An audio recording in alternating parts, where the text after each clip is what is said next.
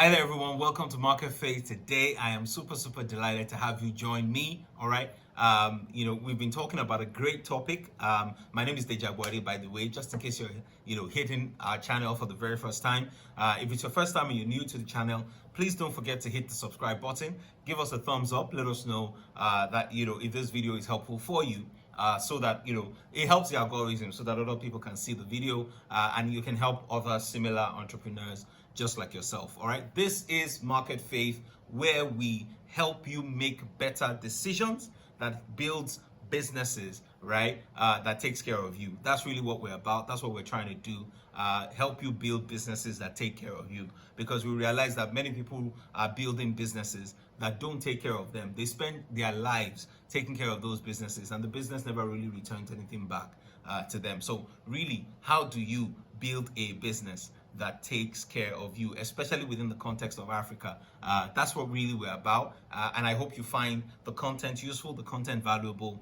You share it with your friends, share it with your colleagues, anyone you know who's an entrepreneur. All right. And let's connect after now. All right. So thank you very much for joining me today. Now, today you've just jumped in the middle of a series that we've been talking about characteristics of businesses that thrive, characteristics of successful businesses, right? We started out talking about the fact that one of the biggest things you find in a business that will succeed is the fact that that business must have a compelling vision, right? The leader must have a compelling vision.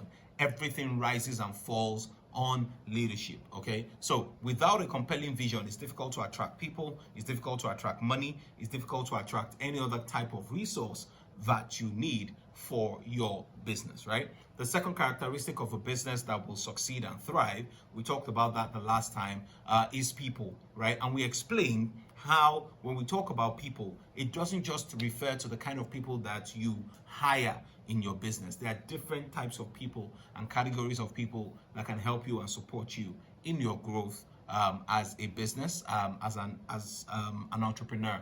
And so that's very important as well, right? The third thing I want to talk about today, which is one of the biggest characteristics of a business that will succeed, is what I call strong business fundamentals. Strong business fundamentals. No matter the kind of vision that you have, no matter the the people that you have, if the fundamentals of your business are not strong, right, then that business is not going to last very long. Okay, so what do I mean by strong business fundamentals? I'm just going to reel out maybe about 5 or 6 things for you today in today's video, and then we can pick it up later on. And if you've got any questions, please go ahead and put those questions in the comment section below. I will do my best to respond to as many questions as I see. Let me know what you think in the comments below as well, right? We always love reading from you. So one of the characteristics of a business that will do well is the fact that that business must have strong fundamentals. Now, what do I mean by strong fundamentals? What that means is this in a nutshell, right? A business with strong fundamentals means that the core of the business, the key drivers, the key metrics of the business is strong. So for example, there are some businesses that have low margins. I will expect significantly higher volumes in those types of businesses, right? There are some businesses that have very high margins, maybe not so much in volumes. But whatever the case is, the business is strong enough for it to be a business indeed. A business indeed means that it pays you, it pays employees, pays everybody, and it has enough in reserves. The business has the potential to deliver that. If the business doesn't have the potential to do that, then the fundamentals of that business is not very strong. And what that means is that you either need to pivot or find a way to change your business model so that you can have a fundamentals that are strong enough for your business. Okay? Now, so what are some of the things that you need to look out for in a business that has strong fundamentals? Number one, the margins are strong. When I say the margins are strong, what am I referring to? Gross profit margin, net profit margin. Those margins are strong, right? What is a strong gross profit margin, for example? In my view, depending on the kind of business that you are running, the margin may be different. The margin may be, may vary. Okay, and what is margin? Maybe I should start by telling you what is margin. Margin is essentially, when we talk about gross margin, is your sales minus your cost of making those sales. You have what you call a gross profit, right? That gross profit divided by the sales refers to your gross margin. So what you're looking for, again, depending on the kind of business that you're doing, right, is a margin, a gross margin of around 30%, okay, or more. Okay, if you're running a commodity business, maybe you're selling petroleum products or you're running a supermarket, right? You may not have those margins because they are lower margin businesses. But what you do is that you make up for it in your volumes, and we'll talk about that. Okay, so the first thing is this: if your fundamentals are strong in your industry, right, you must have gross margins in the region of about 30%. So if you're in the fashion space, your gross margins needs to be, in that space or maybe a lot higher. If you are in restaurant, it has to be much higher than that actually. One of the businesses that I tried was a restaurant business, and our gross margins were about 70% or thereabout, right? Long story, story for another day. We had to close down the business, but hey, listen, but it's very interesting, a very interesting story, right? But very strong margins, gross margins, very, very strong. If you're selling electronics, you're selling appliances, what are your gross margins? Those margins have to be strong. The second characteristic of a business with strong fundamentals is what I call volumes are healthy. So the margins are strong, the volumes are healthy. If you're running a low margin business, then you are doing significantly higher volumes, maybe even in the billions. All right. If you're doing higher margin businesses, right, the volumes are respectable enough so that the gross margin remains the same. But for example, if you're applying a 30% gross margin on a billion, right, that is 300 million. That is sizable. Okay. But if your volumes are 10 million, gross margin of 30% on that is just 3 million. So when you need to increase the top line, the revenue, the sales, all right, so that you can get more money that trickles down into the business. Okay, so the margins are strong, the volumes are healthy. Number three, the market is growing, not shrinking. You cannot be in the market that things are coming down in that market and think that that business is going to grow. You must be in the market where the demand for what you are selling is only growing and not shrinking. Okay, let's assume, for example, you are in an industry where I don't know, maybe you are in an old example, right?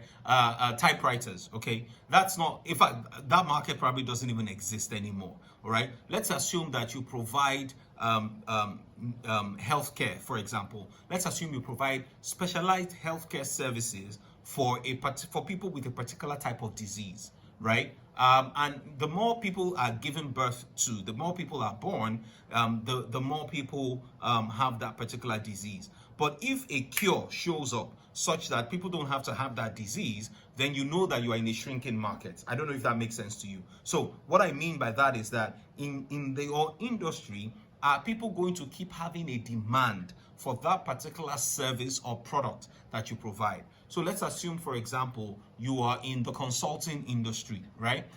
It's very arguable to say that the consulting industry market is increasing, especially with the advent of AI and things like that. So some of the things that consultants will do, which is conduct research with ChatGPT and other things like that, people can do those things themselves. That means that for a consultant, that market may not necessarily be growing, right? Or it may be growing in a different way, and you just need to do what is necessary to tap into the way that thing is growing, right? Somebody was concerned about medicine, and the person's concern was that, look, if everybody's going into tech, what will happen to doctors? What will happen to accountants, etc.? The reality is that there is tech in all of those things. There is tech in medicine. There is tech in accounting. There is tech in all of those things. So you can pivot that way, okay? But not only that, even from the things that we're doing traditionally, right, some of those things will still be valuable. But you just need to think about it and look at it into the future. Will this always be valuable, right? When accounting softwares came out, many people thought that accountants will be extinct. But right now, accountants are still necessary because many of them are helping to work with the technology to deliver the accounts for the business. But you need to be clear in your mind. Is the market for your business shrinking or is it growing? Very strong fundamental. Number 4, costs can be controlled or are fairly predictable. Costs can be controlled or are fairly predictable, meaning that you're not in the kind of business where prices are going up every time and everything is just haywire. Okay, you need some sort of stability in that business to be able to make decisions, project, and get things done in your business. The 5th fundamental I will talk about is shocks can be absorbed by the market, meaning that if there is anything going on in your business, you can pass on the cost to the customer. If you cannot pass on the cost to the customer, you need to watch the kind of business that you're in, right? Is it a very strong fundamentals driven business or it is not? Okay, these are some of the things that you need to think about and look at. And maybe the last thing I'll say, because of my time, is this business financeable, right? If I invest in this business, if I put in more money into this business, what kind of results do I get? Do I even get more results, right? There are some people who are running businesses that are not financeable. What that means is that if I give them money today, if I give them $1 million today, for example, they don't know what they're going to do to convert their 10 million to 100 million, for example. Okay, they don't know. The business is not financeable. The business you cannot put money in that business because the money will just go down, right? Because it's not reinvested into growing the business and increasing market share. So that business is not financeable. Okay, so there are so many things and there are so many other factors that you can look at. But these 6 things I believe are critical for the average business person to look at. Are your margins strong? Are your volumes healthy? Is the market growing or shrinking? Can costs be controlled? Is it fairly predictable? In the bakery industry, the costs have been very, very volatile. Okay, so maybe now is not the best time to get into that industry. Maybe you want to watch things a bit or acquire somebody who is already in the industry. Those are some of the things that you want to think about in terms of being creative around it. Shocks can be absorbed by the market. When you incur costs, you can pass those costs to the customers. Is the business financeable? These are just a few things that tell you whether the fundamentals of your business and the business that you are running, the industry that you are in, are very good for your business and whether your business is going to thrive and survive. Hey, I hope that's been helpful for you today. Thank you so much for joining me today on Market Faith. I look forward to seeing you next time. God bless you.